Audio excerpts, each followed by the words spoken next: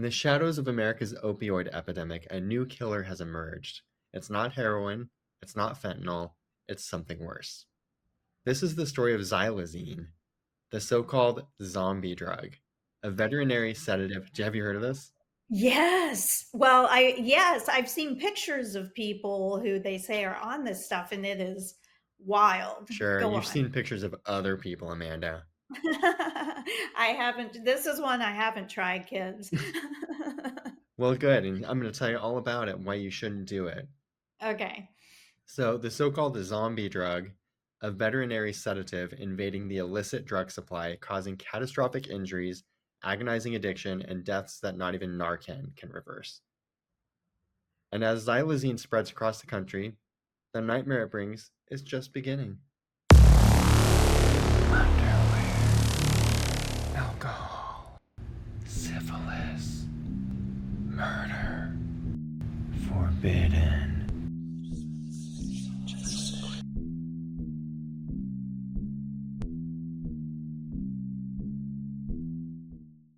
Wow.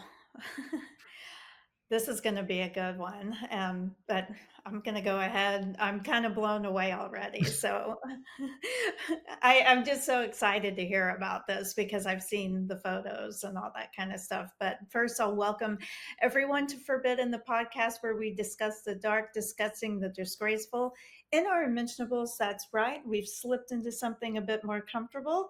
Have a little drink in hand. Hope you're doing the same. Welcome. My name's Amanda Kamada. And I'm Blake Roberts. And from street corners to boardrooms, cartel strongholds to government cover ups, this series explores how drugs shape lives, fuel violence, and quietly influence the systems we trust. This is our limited series, Narcotic, if you haven't guessed it already by our conversation. Exactly.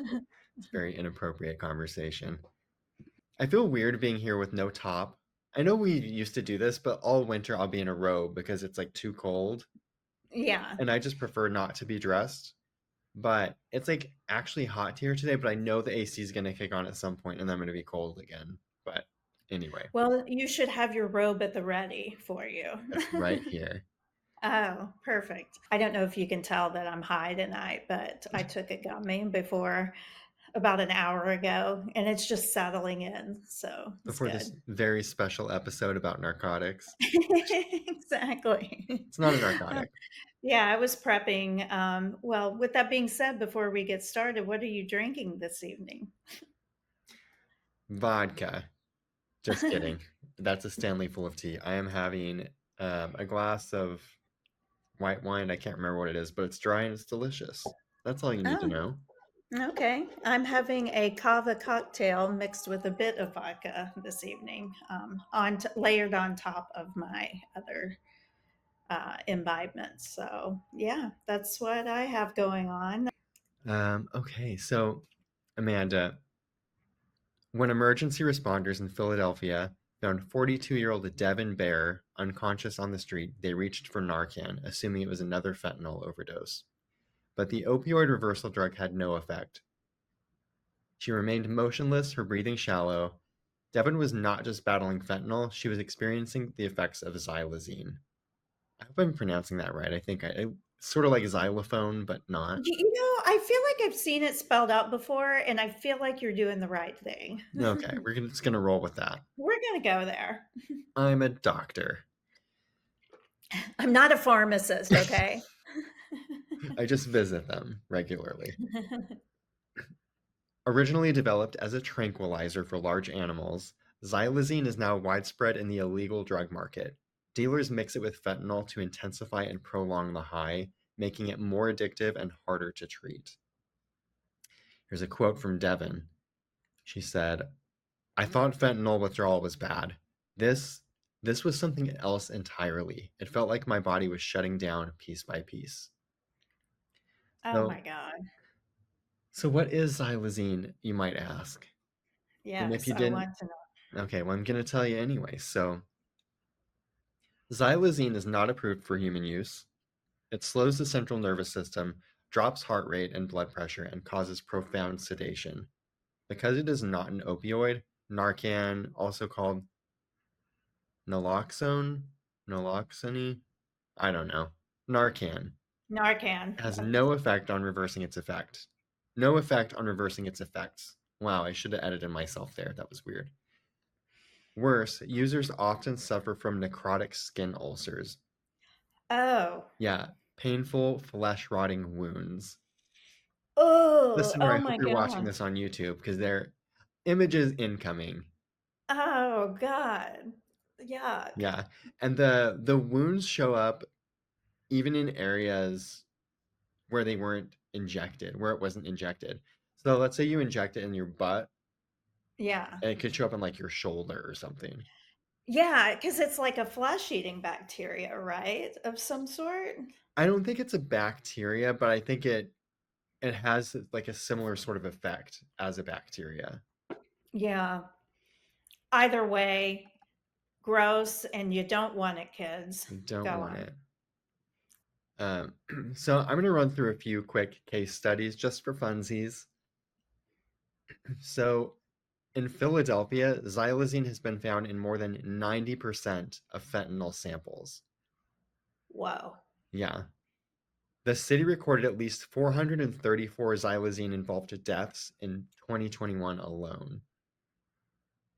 Harm harm reduction workers. Oh, I was like, what does that mean? Harm reduction workers. I don't know if they're like it's like a charity. Harm Yeah. reduction workers. Yeah. It must be like people who go and check in on the homeless and mentally ill and drug addicted people in the city or something. Yeah, Sounds like an organization.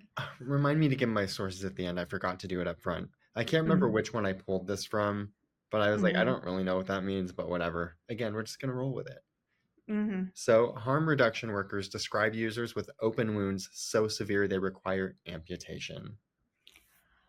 Oh, this reminds me of Requiem for a Dream, that movie. I never Have you watched that. It looked like, Oh my God, you have to. It is so messed up. yeah, that's why I haven't watched it. Yeah, it is really good. It's messed up though. Yeah. Well, maybe I'll add it to my list. Do. I think you'll enjoy it. I mean, it's hard. I'm not going to tell you it's an easy watch, you know. It's not like sunshine and rainbows by any means, Well, but maybe I'll take some it's a fentanyl. damn good movie. Maybe I'll Yes. take some fentanyl before I watch it. So I Maybe could you should. be slightly sedated first. Yes. So, one anonymous case involved a 39-year-old man who developed massive necrotic ulcers on his arms and legs. He narrowly avoided amputation but required skin grafts and months of specialized wound care. Oh. Oh Um, my God. and then Megan Norris, residing near Pittsburgh, battled heroin and fentanyl addiction for over a decade. During a relapse in her pregnancy, she unknowingly consumed drugs laced with xylazine. She described the experience. Quote, Xylazine is so addictive, so physically addictive, you just can't stop. Nathan Clark, a 29-year-old, suffered severe consequences from using fentanyl mixed with xylazine. The combination led to tissue and bone decay. It caused issues, I should say. Led to tissue and bone decay, resulting in the loss of his limbs. Oh my Hospitals, God. yeah, it's terrible.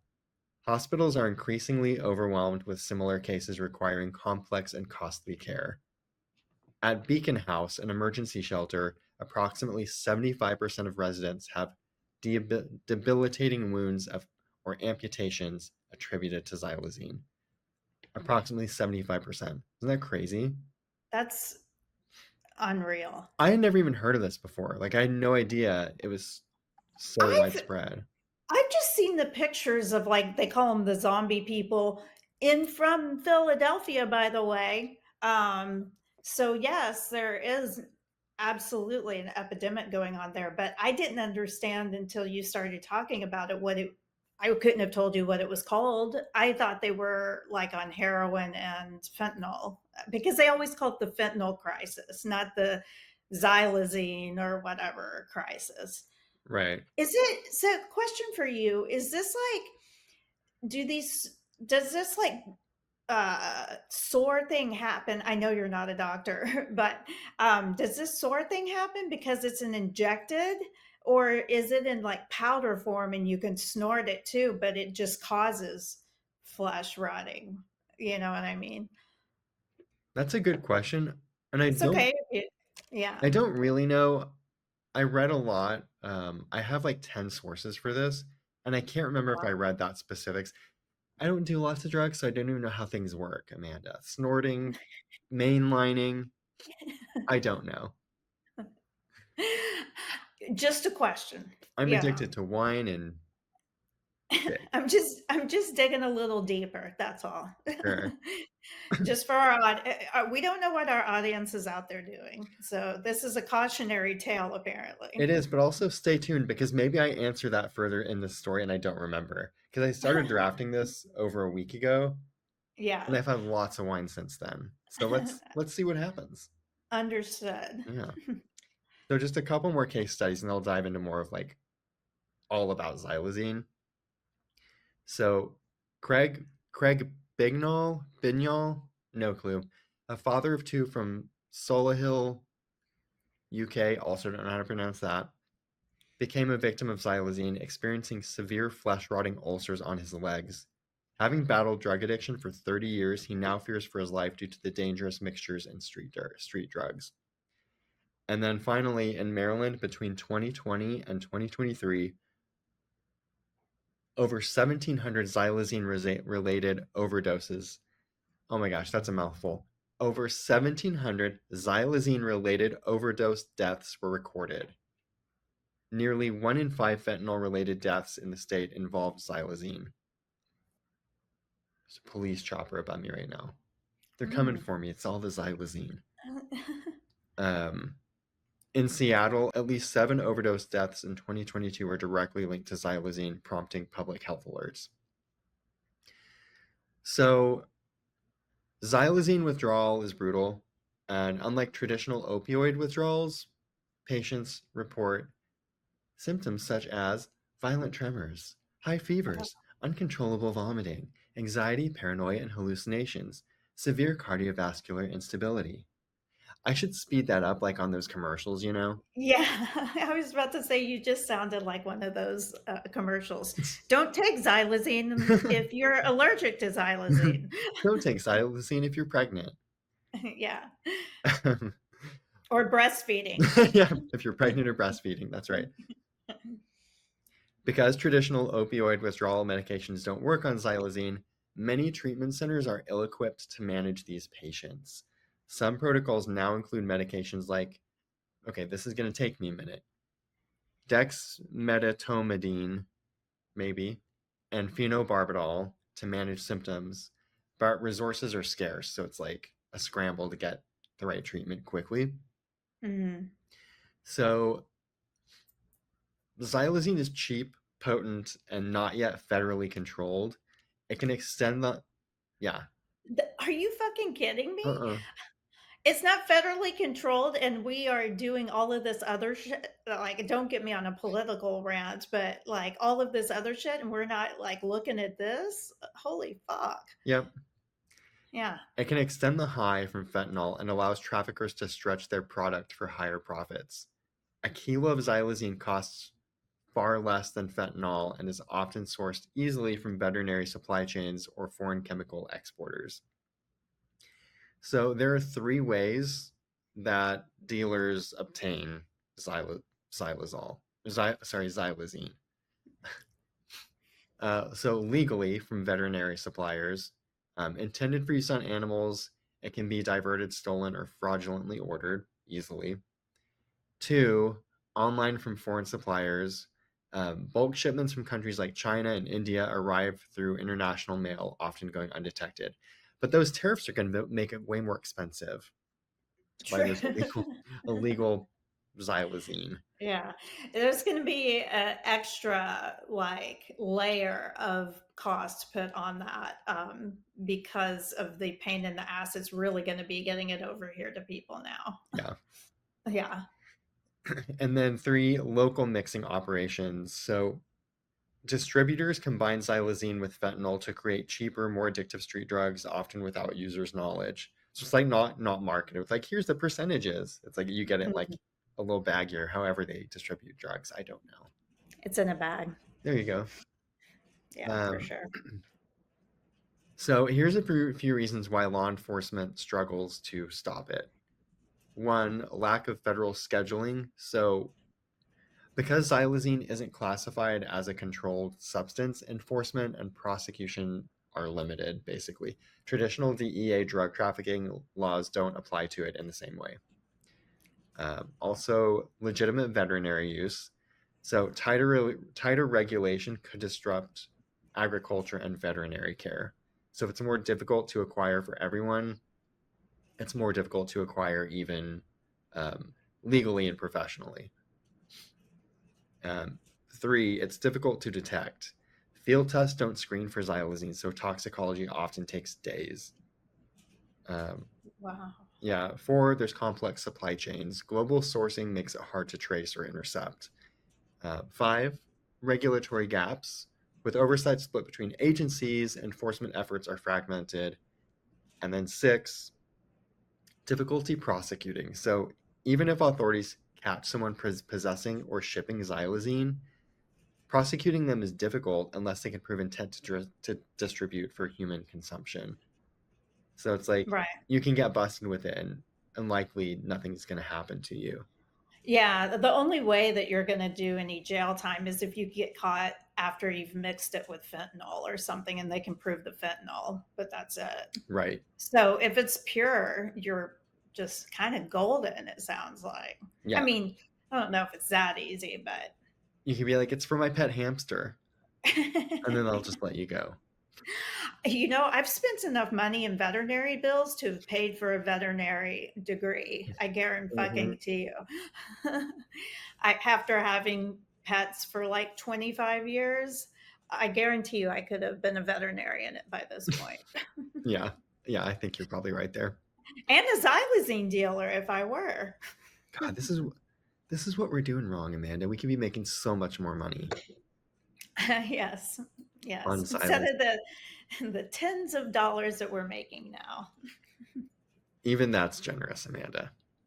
Oh, I'm talking about in my everyday life, Oh, okay. I was like, not just the podcast. I was like tens of pennies.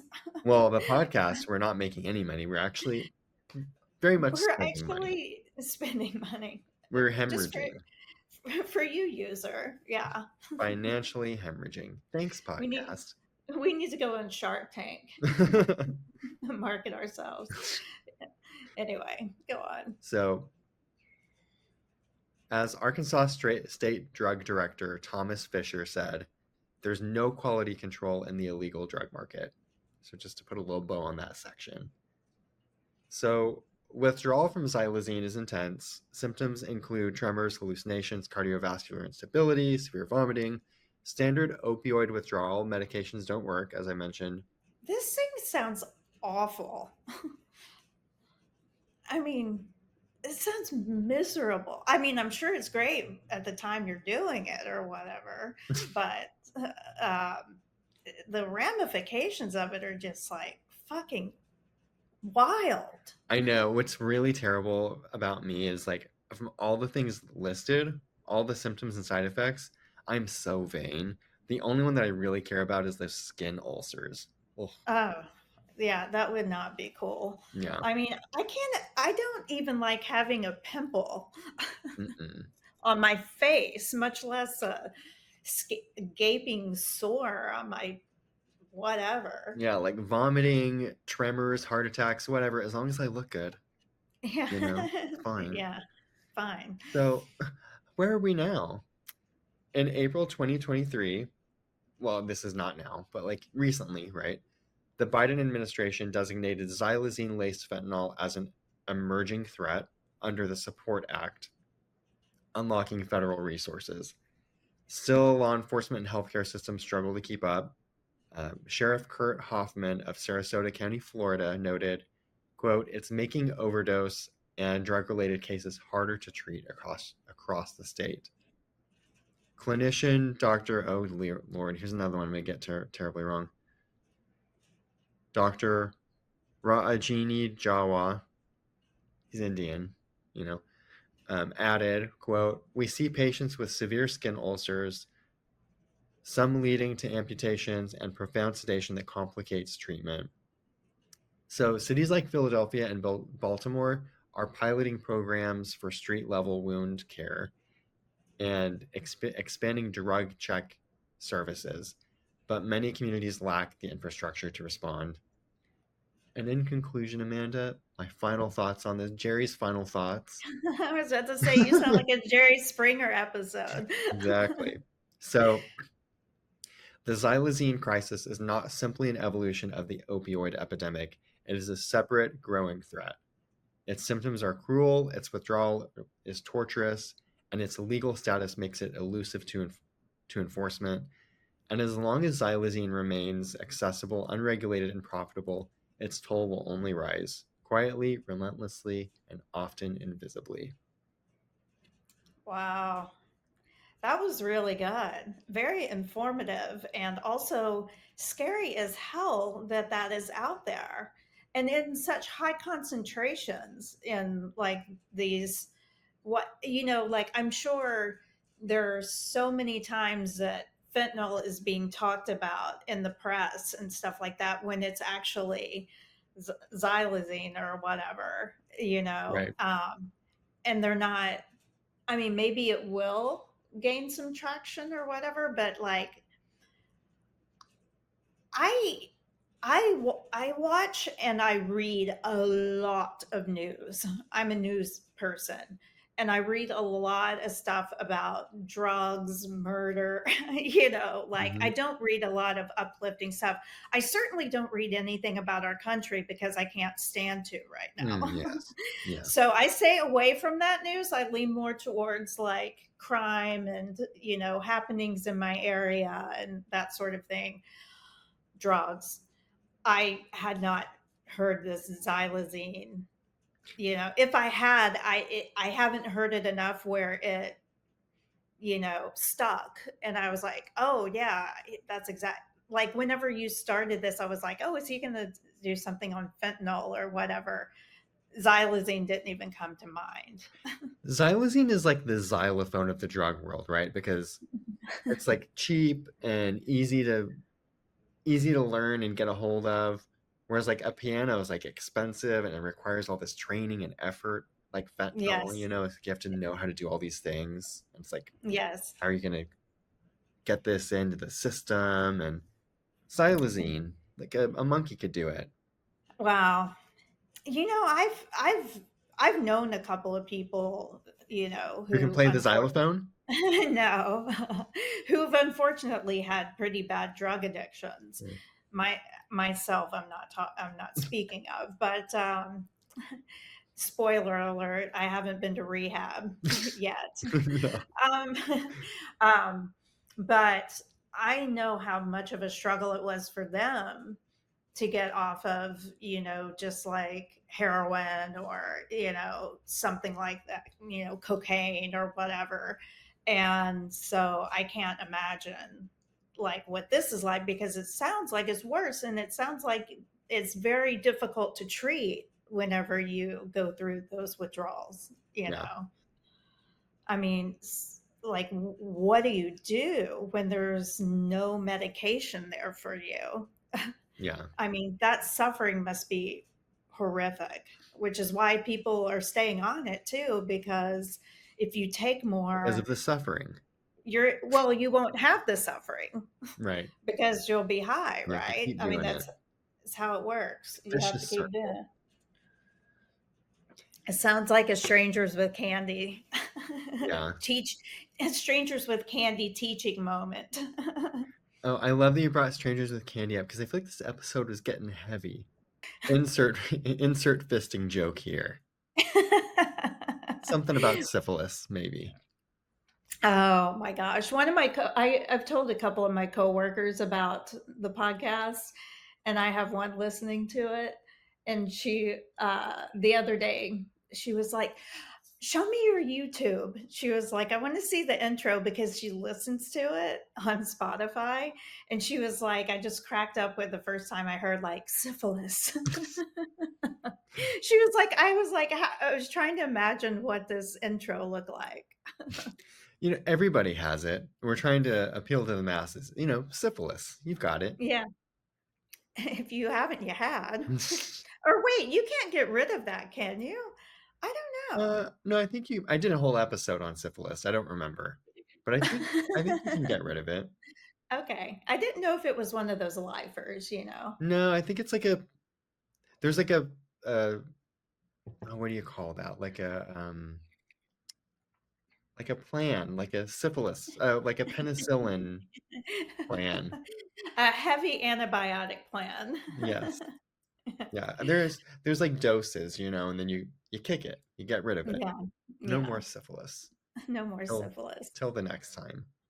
Now, I wouldn't take medical advice from either of us. Neither of us are medical professionals.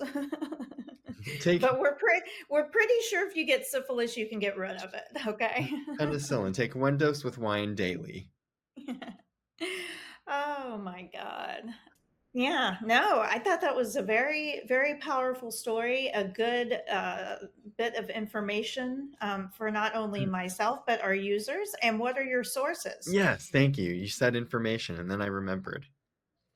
Oh Lord, I clicked the wrong thing. Good Lord. Good lord, Blake. Okay, so my sources for this episode are, oh my God, there are literally 10. I'll breeze through these as quick as I can. National Institute on Drug Abuse, Centers for Disease Control and Prevention, the DEA. I basically just read like a Xylazine threat alert there. Time Magazine, an article called Inside the Emerging Xylazine Addiction Crisis in the U.S. Philadelphia Department of Public Health Overdose Fatality Report. Maryland Department of Health Xylazine in Overdose Cases. The Journal of American Academy of Dermatology, Xylazine-induced skin necrosis. Fascinating. Ugh. Science Direct, Xylazine withdrawal management.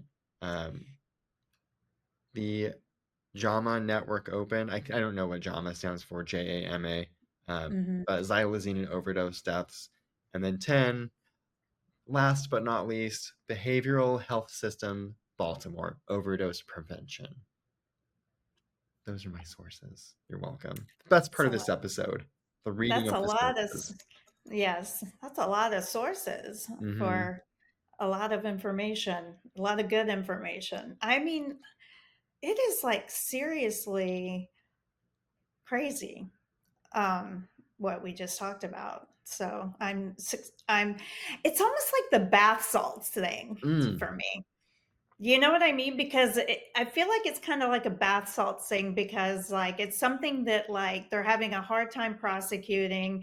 It's terrible for you. It totally messes people up. It makes them do like crazy shit, like try to go eat somebody. yeah. You know, like wild. I just noticed, by the way, that in my background, I have a painting of Mm-hmm. an ape with of a gorilla or whatever. I don't know, gorilla ape or something with headphones on, and you can see its head. And now I have mine right beside it, I and hadn't so put the I hadn't put that together, but that's hilarious. it almost looks like a fake background. Monkey see, monkey do. I don't know why that cracked me up. Oh, that's funny. The funny monkey. Um, oh my God. Josh is texting me. It is 4:20 on a weekday, and he is texting me. He's at some nursery. He's texting me photos of plants. Oh. Isn't he supposed to be working? You know what? His contract ends next week, and he's annoyed that they didn't renew it. I think he's it's a little bit of like a fuck you moment, which I think he deserves. Oh, He's a really hard worker. So absolutely. I mean, that's what's tough about contract work, you know, like you never know. It's you know, but I argue with people though about that because I have done a lot of contract work and they're always like, "Oh, you don't have the security and all that kind of stuff. I was like, you don't have that security with any job. No. The only thing that you have in a like full-time job where you're on as a full-time employee is benefits, Right. really. I mean, Which is something, but which is amazing because benefits are so fucking expensive. But but yeah, I mean, for the most part, I've always been like, any job can come to an end at any time. yeah. Yeah, it took me a while to actually it didn't take me that long to learn this, but it's job loyalty is so fascinating to me because it often feels like a one-way street. Like it's all business decisions. I'm not saying that it's like not being it's not being loyal, it's just business. Like Right, decisions are made because like the bottom line. So that always trumps you the person. Like right. I just feel like people need to keep that in mind more. Like look Yeah. out for A lot of yourself. it's a lot of it's about money, and definitely look out for yourself Yeah, always. it's about money on both sides. Like Mhm. my job I love because I love it at times. Um because the reward is so like there's a lot of charity work. I get to meet really interesting people and do lots of creative fun projects and like spearhead them, which is like that's like the prime for me is sort of some creative freedom. Mhm. The pay's not amazing. I mean, it's working in fundraising, so the money's going to the charity. But I would love to have more money, Amanda. I need more money. I started thinking about finally like an OnlyFans, and like I think I would maybe be able to get into that foot genre. Foot finder or feet finder or whatever. Yeah, Yeah. because I have children-sized feet, but I'm an adult. Ew, Amanda, that's creepy. That's like, It precisely. It's a niche. oh my gosh. You could bust someone. What if there was like some old perv who was into kids' feet, like just the feet? Do you know what you would call him? A pedophile. Yes, a pedophile. Oh, I wonder if there's a exactly. cure, a pedicure. A pedicure. Um, but no, I'm really considering an OnlyFans of my feet because all I would have to do is keep them in a like pedicure, take a few photos a week, and just like it's small feet on an adult. God, I just share my nudes for free. I'm doing it wrong, Amanda. You are doing it wrong. Can make Mama's got to get paid. yeah, paid and laid. Yeah, I would love to know what the listeners think. Should or should I not try OnlyFans with the feet? And should I continue sharing my nudes for free or should I make some money off of it? Write in and let us know at hello at At theforbiddenpod.com forbiddenpod.com. and send your After, nudes for free. yes, oh gosh. And while you're at it, keep listening or watching us on YouTube, Spotify, and Apple Podcasts at The Forbidden Pod. You can also follow us on the social sphere on Facebook, TikTok, and Instagram at The Forbidden Pod, or go visit our very sad website, www.theforbiddenpod.com, that I haven't updated in about a month. A month So or slightly more, like, maybe. maybe more. I've been on it's been a rough couple months. Yeah, I'm going through some stuff, but yeah, I am dedicating time this weekend to that, for sure. I'll believe it when I see it. I'm sure you will. Oh my God. Well, Blake, that was a simply educational and absolutely disturbing story that you shared with us this evening. I think that everyone has gotten the message. Xylazine, no. And if just you say no. Just say no. and if you like this episode, I feel like it sort of reminded me of auto brewery syndrome, that episode from when we did it last fall. during Mhm, our Lush mhm. series. I think it was you know what? Let me look real quickly on Spotify, and I can tell you, what it is, what episode it is, because I sent it to a coworker the other day to listen to because she listened to our episode, about Aunt Diane, Oh, and yeah. you mentioned auto brewery syndrome, so then she wanted to listen to the auto brewery syndrome one, but it's episode 64 in our Lush series, auto brewery syndrome. Check it out. There you go. It's on YouTube as well. So check it out. Yeah. All right. Well, thank Well, you for listening. Thank you for sharing your cleavage with us this evening, Amanda. you're more than welcome, Blake and listeners. As always, we thank Thank you. you.